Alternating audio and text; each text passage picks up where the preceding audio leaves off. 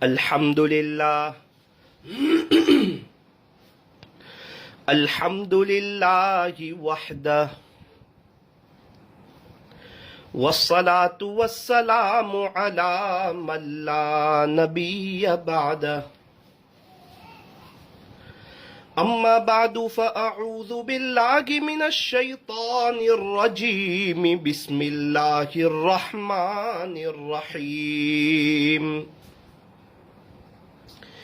یا ایہا الذین آمنوا ادخلوا فی السلم کافہ صدق اللہ مولانا العظیم وقال النبی صلی اللہ علیہ وسلم الدعاء سلاح المؤمن وقال علیہ الصلاة والسلام لا تحقرن من المعروف شیئا رواہ مسلم وصدق رسوله النبی الکریم ونحن على ذلك لمن الشاهدين والشاكرين والحمد لله رب العالمين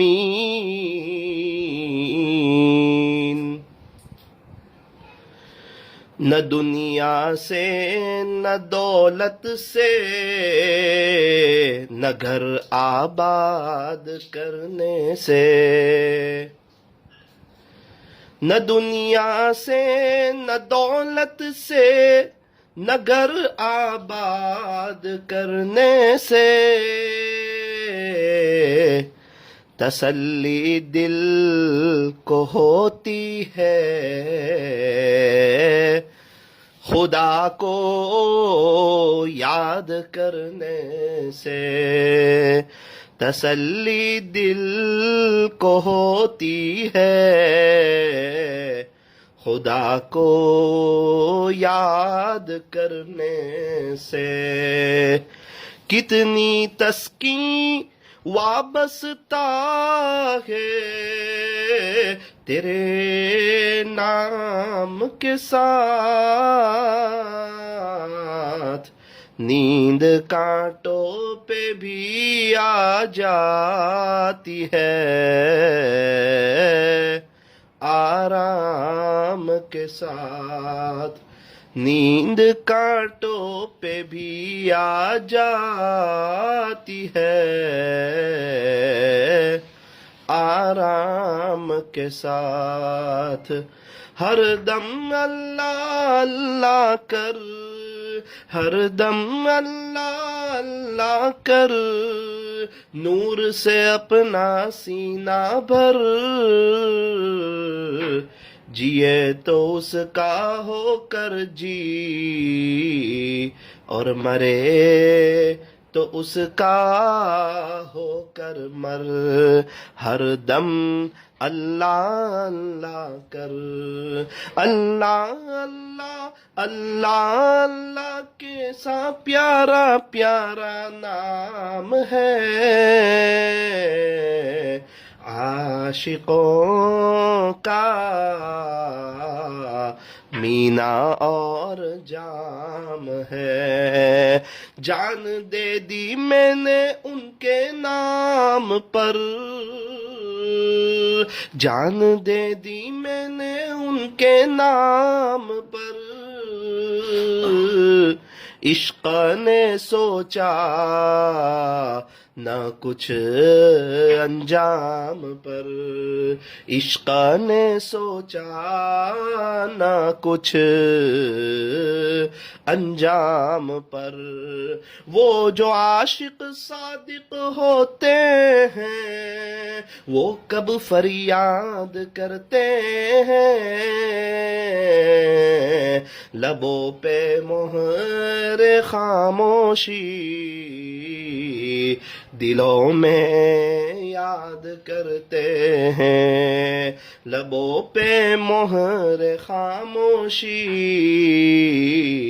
دلوں میں یاد کرتے ہیں، نہ دنیا سے نہ دولت سے نہ گھر آباد کرنے سے تسلی دل کو ہوتی ہے، خدا کو یاد کرنے سے۔ درود شریف پڑھ لیجئے۔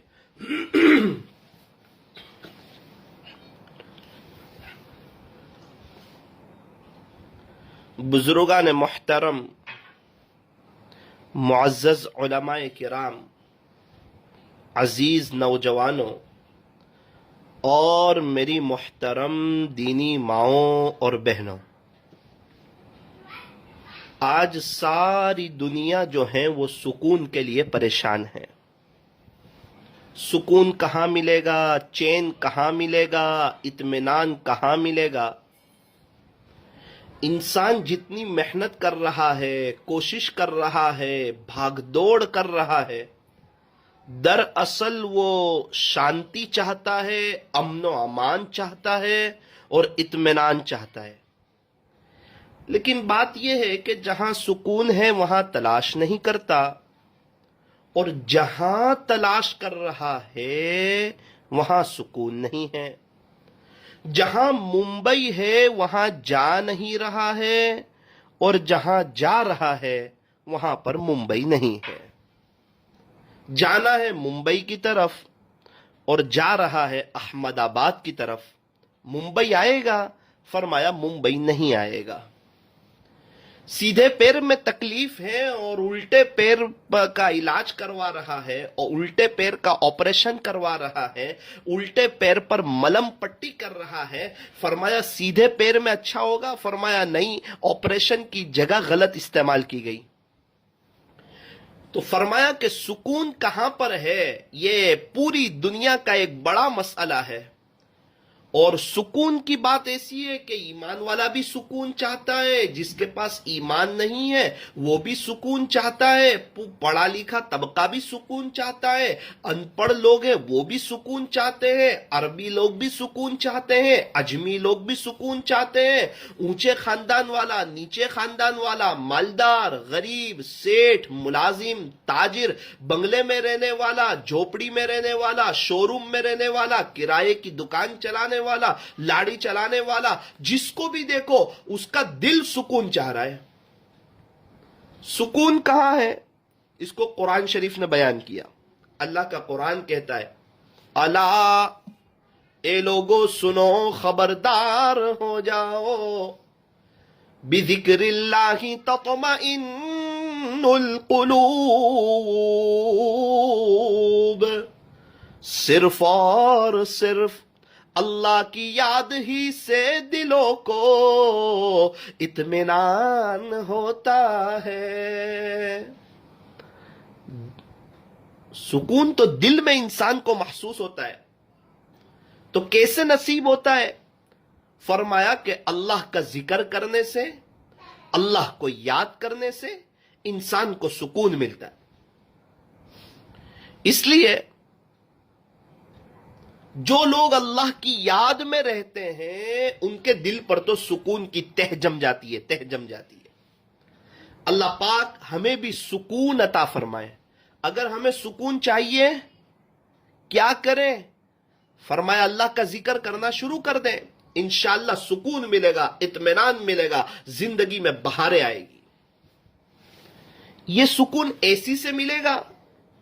فرمایا نا نا نا، اے سی سے چمڑی کو ٹھنڈک پہنچے گی، دل کو ٹھنڈک نہیں پہنچے گی۔ اگر اللہ کا ذکر کرے گا تو بندے کو سکون ملے گا، اطمینان ملے گا۔ اس لیے جو حضرات اللہ کا ذکر کرتے ہیں، اللہ کی یاد میں رہتے ہیں، وہ حضرات دنیا میں رہتے ہوئے جنت کا مزہ لینے لگتے ہیں، اپنے مقدر پر بہت خوش ہوتے ہیں۔ ہمیشہ وہ یہی کہتے ہیں، نہ تو ہجر اچھا نہ وصال اچھا،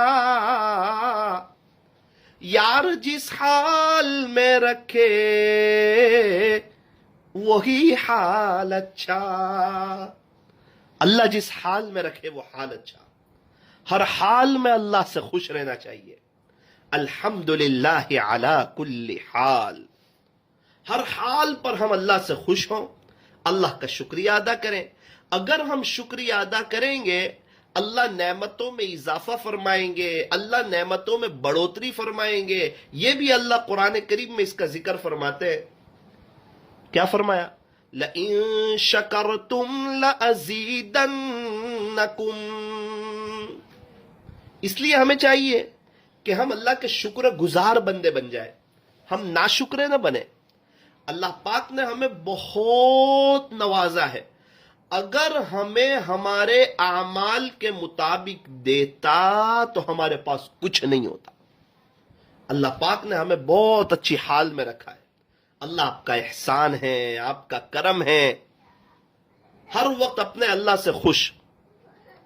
देखो, ये दुनिया की जिंदगी जो है ना, ये गुजर जाएगी।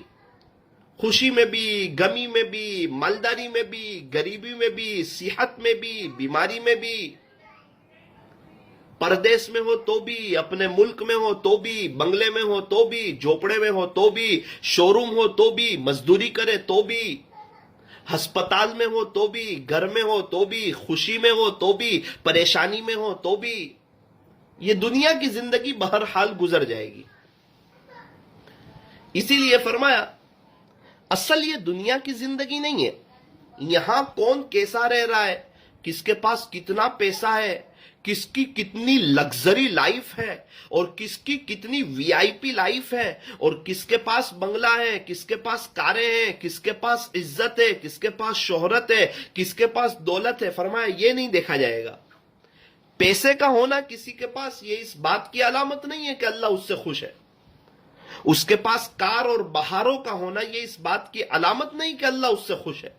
हां, मालदार का मालदारी में इम्तिहान है कि वो अल्लाह का शुक्रिया अदा करता है या नहीं, और गरीब का गरीबी में इम्तिहान है, वो सब्र करता है या नहीं। और एक बात याद रखना, इम्तिहान हमेशा आगे बढ़ाने के लिए आता है, पीछे ले जाने के लिए नहीं आता। चौथी क्लास का इम्तिहान पांचवी में ले जाने के लिए, पांचवी का इम्तिहान छठी में ले जाने के लिए, छठी का इम्तिहान सातवीं में ले जाने के लिए। हां, बंदा पांचवी क्लास में है, इम्तिहान आया, एग्जाम आई और फेल हो गया, फरमाया आगे का दर्जा नहीं मिलेगा, लेकिन वो बंदा पांचवी क्लास में रहेगा। तो ये जो अल्लाह पाक ने हमें जिंदगी दी है, ये मेरा और आपका इम्तिहान चल रहा है। हम क्या कर रहे हैं? हम अपनी मर्जी के मुताबिक जिंदगी गुजार रहे हैं या अल्लाह की मर्जी के मुताबिक जिंदगी गुजार रहे हैं? अगर कोई बंदा अपनी मर्जी के मुताबिक जिंदगी गुजार रहा है तो यूं समझिए कि उसका बेचैन होना, उसका परेशान होना ये लाजिम है। वो बंदा बेचैन रहेगा, परेशान रहेगा, दुनिया की फिक्र हमेशा उसको सवार रहेगी, क्योंकि बंदा अपनी मर्जी के मुताबिक जिंदगी गुजारता है। और मर्जी तो अल्लाह ही की पूरी होती है। सब कुछ अल्लाह ही का बनाया हुआ है।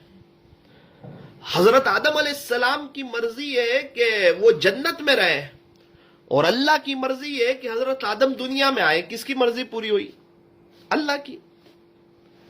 जब इब्राहिम अलैहिस्सलाम ने ख्वाब देखा, अब पक्का इरादा कर लिया कि मैं अपने बेटे इस्माइल के गर्दन पर छुरी फेर दूंगा, और ये बिल्कुल पक्की नीयत, सच्ची नीयत कि मेरे दिल में अल्लाह की मोहब्बत मेरे बेटे के मुकाबले में बहुत ज्यादा है, इसीलिए छुरी को तेज किया और अपने बेटे इस्माइल की गर्दन पर फेरा। लेकिन अब इब्राहिम अलैहिस्सलाम की चाहत तो ये कि अब छुरी फिर जाए, अल्लाह का हुक्म जो है वो पूरा हो जाए। तो इब्राहिम अलैहिस्सलाम की मर्जी कि छुरी फिर जाए और इस्माइल अलैहिस्सलाम जुबा हो जाए, और अल्लाह की मर्जी है कि इस्माइल अलैहिस्सलाम जुबा ना हो, बल्कि जन्नत से एक दुम्बा आए और वो जुबा हो जाए, और कयामत तक के लिए ये सुन्नत इब्राहिमी चलती रहे।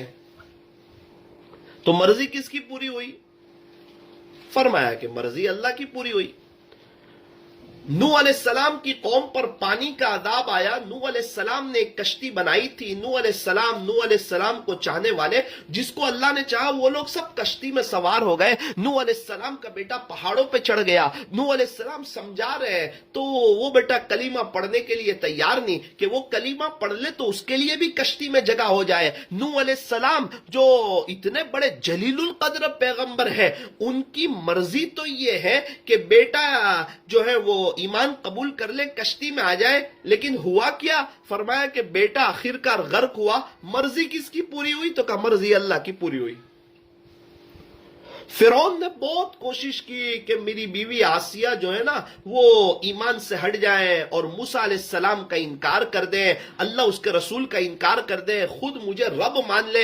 اور فرعون اس پر بہت شرمندہ تھا کہ میری حکومت کا ایک بڑا مجمع مجھے رب مانتا ہے, مجھے پالنہار مانتا ہے. اور فرعون نعوذ باللہ اس کا دعویٰ کرتا تھا, انا ربکم الاعلی کہتا تھا اپنے آپ کے بارے میں, لیکن خود اسی کی بیوی اس کو ماننے کے لیے تیار نہیں. اس لیے اس کو بہت غصہ آیا, بہت سمجھایا, قسم قسم کے عذاب دیے, تڑپایا, بے چین کیا, قسم قسم کی دھمکیاں دی. فرعون کی چاہت یہ تھی کہ میری بیوی مجھے رب مان لے, لیکن اللہ کی مرضی یہ تھی کہ وہ فرعون کو نہ مانے بلکہ اللہ اس کے رسول کو مانے. پھر کیا ہوا کہ اللہ اس کے رسول کی دیوانی بن کر ایمان کی حالت میں دنیا سے تشریف لے گئی. ہمارے نبی علیہ السلام کی مرضی اور چاہت یہ تھی کہ آپ کے چچا ابو طالب جو ہے وہ ایمان قبول کر لے.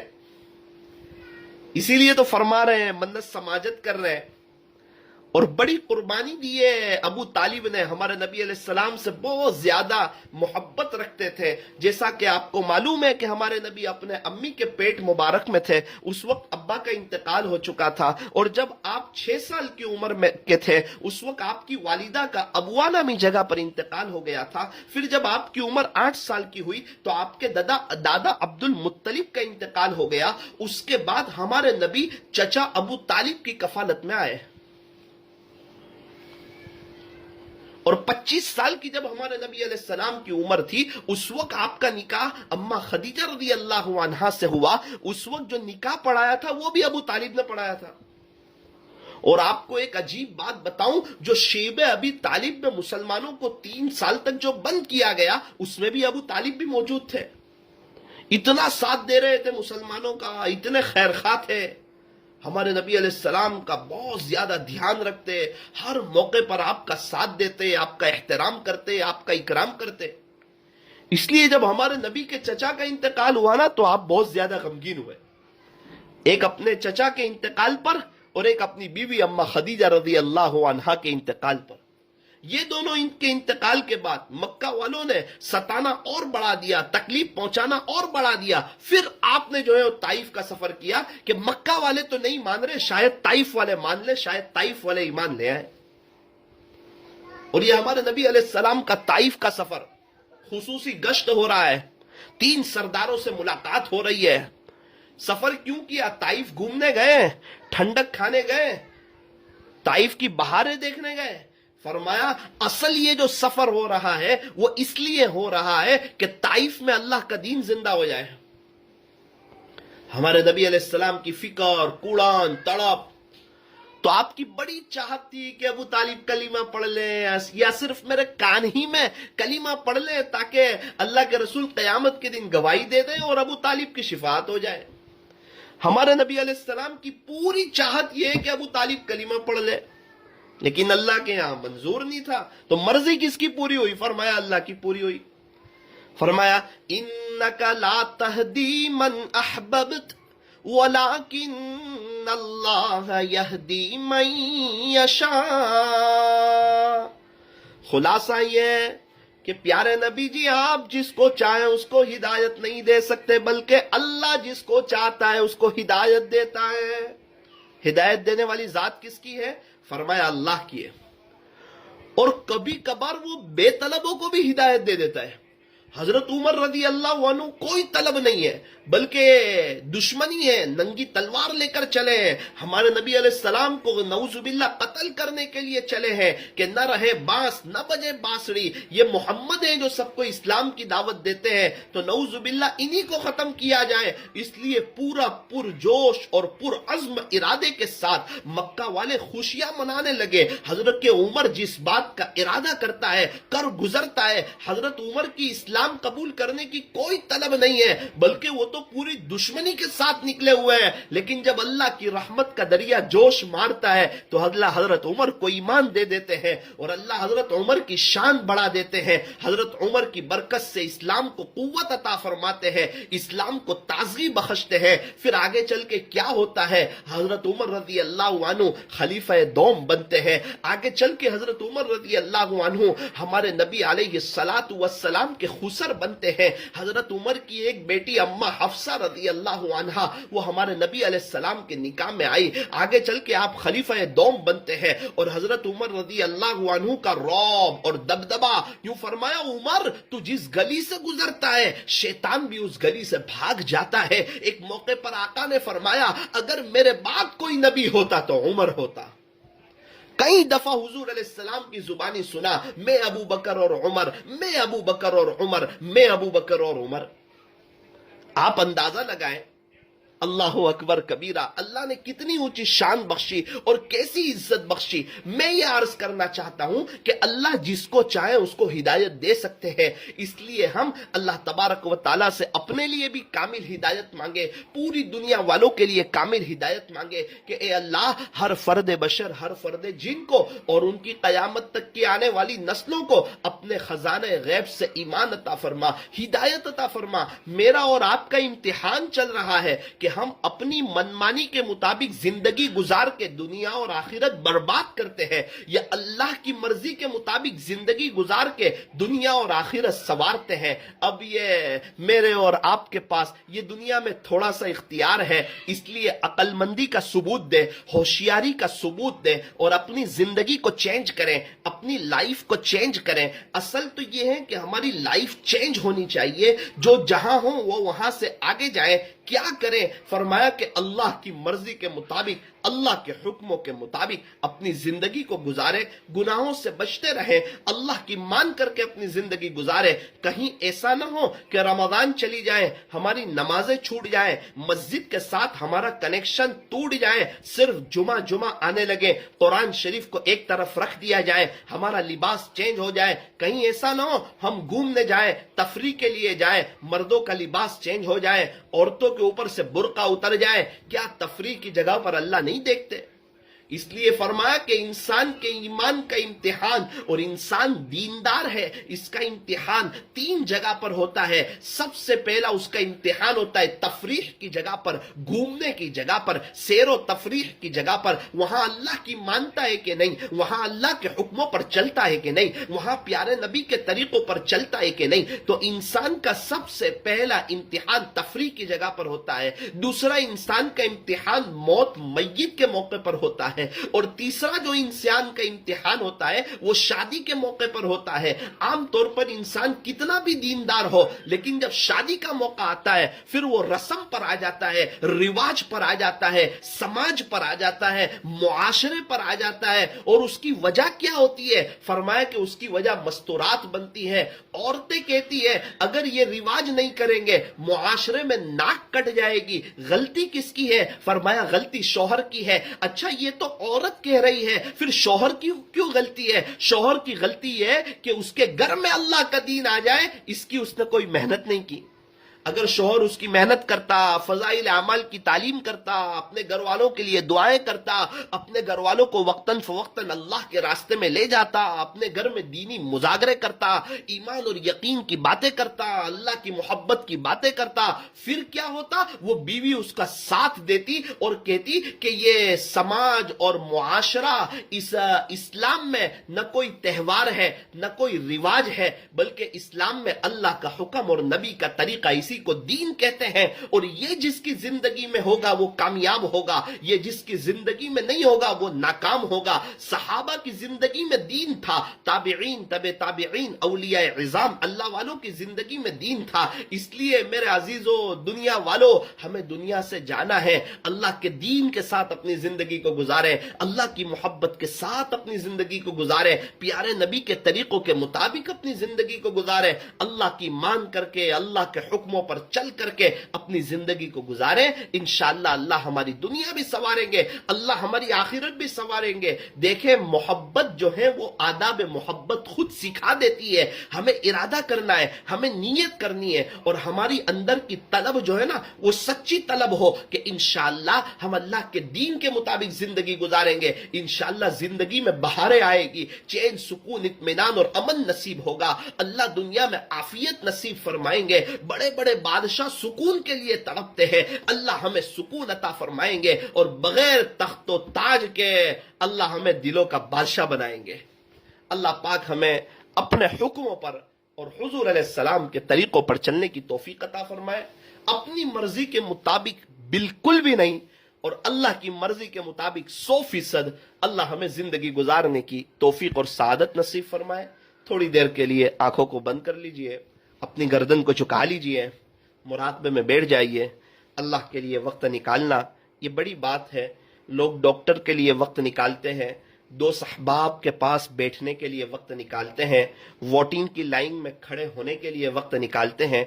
अल्लाह के लिए वक्त निकालना और सिर्फ अल्लाह की मोहब्बत में बैठना, और सिर्फ अल्लाह को राजी करने के लिए, अल्लाह की मोहब्बत दिल में आ जाए इसके लिए बैठना, ये बहुत बड़ी नेमत हुआ करती है। अभी हम जो बैठे हैं वो अल्लाह को पाने के लिए बैठे हैं, और अल्लाह पाक देख रहे हैं कि हम क्यों बैठे हुए हैं। इसलिए अपनी नीयत को दुरुस्त कीजिए और दिल से अल्लाह की याद में डूब जाइए, और दुनिया और माफिया से थोड़ी देर के लिए कट जाइए और अल्लाह से जुड़ जाइए। एक दर्जी होता है, जब तक कपड़े के लिए कटिंग नहीं करता वहां तक सिलाई नहीं होती, फिटिंग नहीं होती। जब तक दुनिया से कटेंगे नहीं वहां तक रब से जुड़ेंगे नहीं। कटने का क्या मकसद है, क्या मतलब है?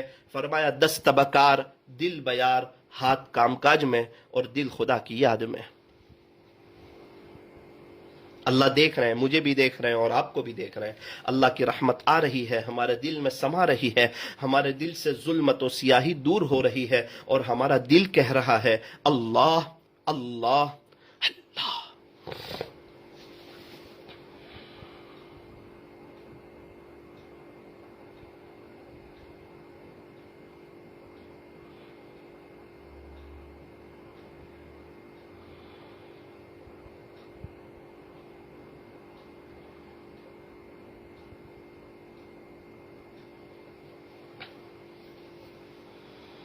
किससे मांगे कहाँ जाएं, किससे कहें, और दुनिया में हाजत रवा कौन है। सबका दाता है तू, सबको देता है तू, सबका दाता है तू, सबको देता है तू। तेरे बंदों का तेरे सिवा कौन है। कौन मकबूल है, कौन मरदूद है, कौन मकबूल है, कौन मरदूद है। बेखबर क्या खबर, तुझको क्या कौन है। जब तुलेंगे अमल सबके मीज़ान पर, जब तुलेंगे अमल सबके मीज़ान पर, तब खुलेगा कि खोटा खरा कौन है। तब खुलेगा कि खोटा खरा कौन है। ए फकीर इसको तू फजल बारी समाज, ए फकीर इसको तू फजल बारी समाज, वरना तेरी तरफ देखता कौन है। اے فقیر اس کو تو فضل باری سمجھ، ورنہ تیری طرف دیکھتا کون ہے؟ اللہ، لا الہ الا اللہ محمد الرسول اللہ صلی اللہ علیہ وسلم۔ ہاتھ اٹھائیے، دعا کر لیجئے۔ الحمدللہ رب العالمین، یا رب صلی وسلم دائما ابدا علی حبیبک خیر الخلق کلہم، لا الہ الا انت سبحانک انا کنا من الظالمین۔ پیارے اللہ، ہمارے گناہوں کو معاف فرما، ہمارے گناہوں کو نیکیوں سے بدل دے، ہماری سیئات کو حسنات سے مبدل فرما۔ رب کریم، ہمیں اپنی محبت نصیب فرما، اپنا تعلق نصیب فرما، اپنا عشق نصیب فرما، اپنا قرب نصیب فرما، درد دل نصیب فرما۔ امت کی فکر، امت کا غم، امت کا درد اور امت کی کوڑن عطا فرما۔ رب کریم، ہمیں دین کی مبارک محنت کے لیے، دور کے لیے، دیر کے لیے، سارے عالم کے لیے اخلاص کے ساتھ اپنے فضل سے قبول فرما۔ اللہ، ہماری دنیا بھی سنوار دے اور آخرت بھی سنوار دے۔ اے اللہ، اے اللہ، ہم تمام سے خوش ہو جائیے، ہم میں سے ہر ایک کی پریشانی کو دور فرما، ہم میں سے ہر ایک کی جائز تمناؤں کو اور نیک مرادوں کو اللہ اپنی بارگاہ میں پورا فرما۔ آج کی مجلس کو اپنے بارگاہ میں قبول فرما کر ہمارے لیے آخرت میں نجات کا ذریعہ فرما۔ کہنے سننے میں کچھ کمی زیادتی غلطی ہو گئی ہو، اللہ اپنے فضل سے معاف فرما۔ اس مجلس کے فیض کو تا قیامت خوب عام و تام فرما۔ صلی اللہ تعالی علی خیر خلق محمد وآلہ واصحابہ اجمعین برحمتک یا ارحم الراحمین۔